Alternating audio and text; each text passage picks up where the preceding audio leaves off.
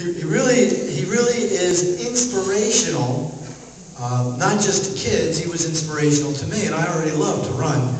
To begin with, I said, I got to coach with this guy, and one day when I brought it up, he said, yeah, sure, Coach Modified, yeah, sure. And I was sold, in about a second. And he's been, a lot of the stuff that I've done because I've watched and I've seen how somebody who's really masterful at it does it. So I really want to thank and introduce to you Coach Tim St. Laurent.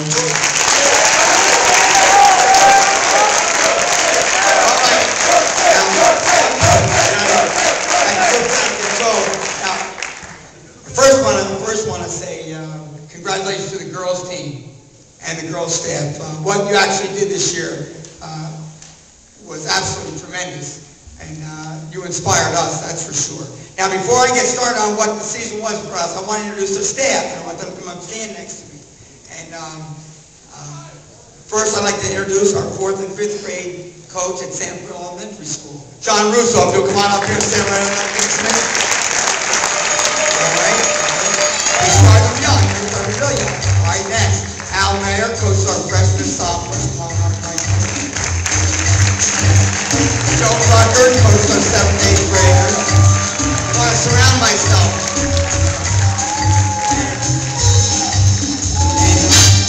I'm only half the coaching staff.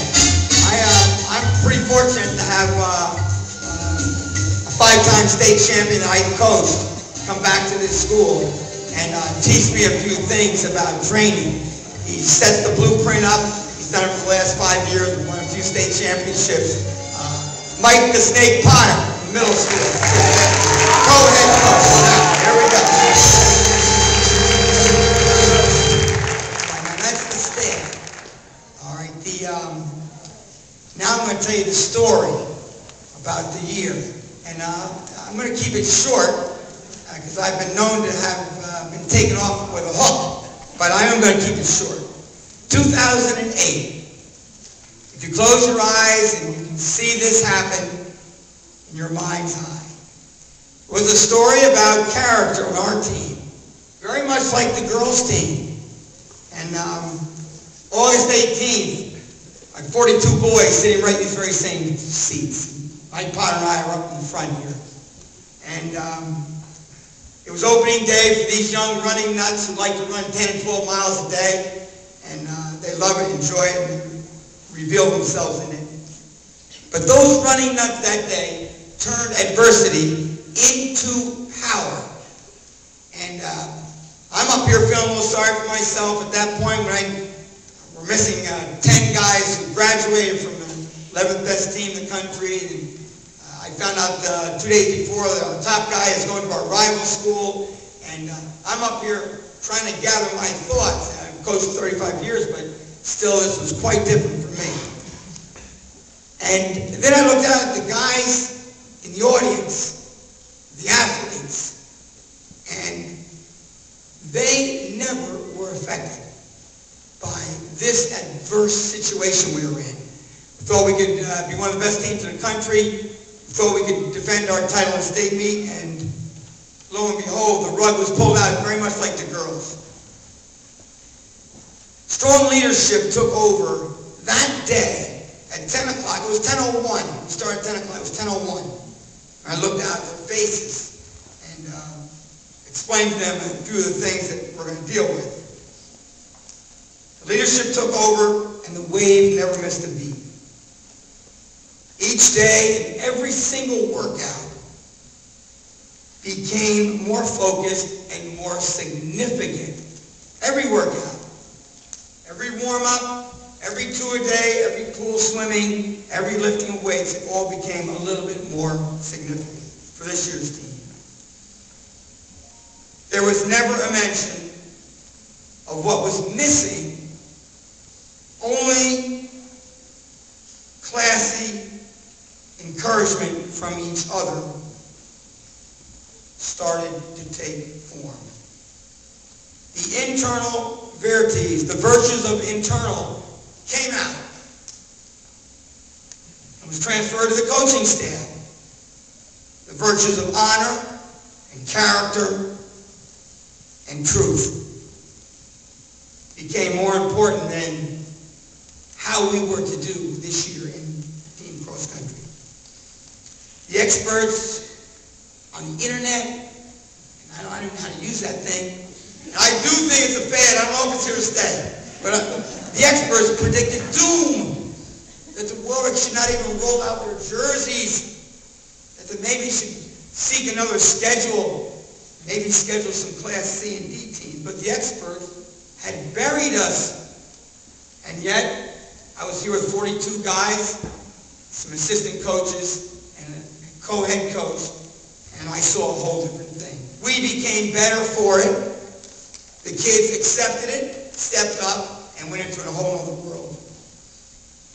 The athletes answered with excellence and striving for excellence, and championships started to roll from these new fresh legs and spirited minds.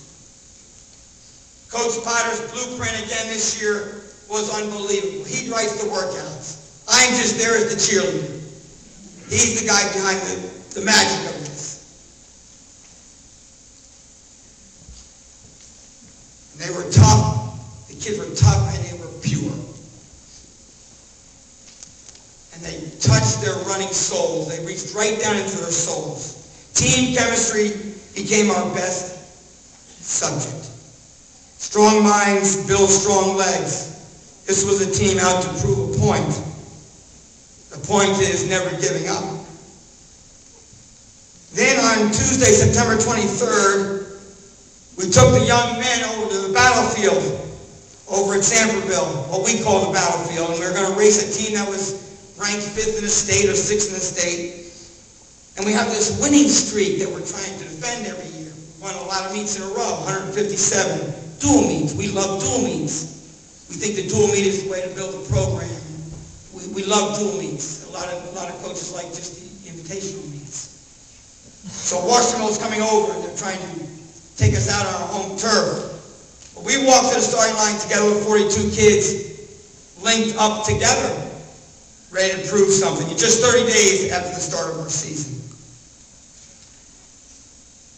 And we came roaring out of the Wildcat cage that day to defeat Washingtonville and jump up onto the state list, and we were ranked as high as 3rd this year in New York State. This team, who everyone thought was going to be maybe our worst team in 35 years, became our 5th best team. The 5th, only 4 teams have run faster than this team that no one knew any of their names.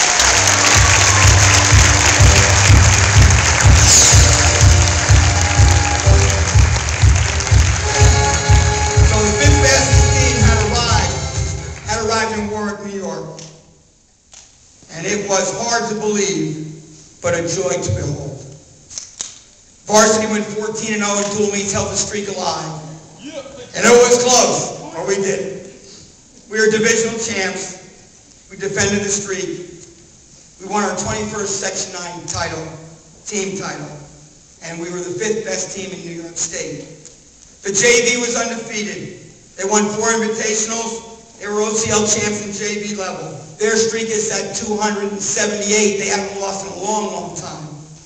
And our freshmen were fabulous every Saturday, even without our top freshman.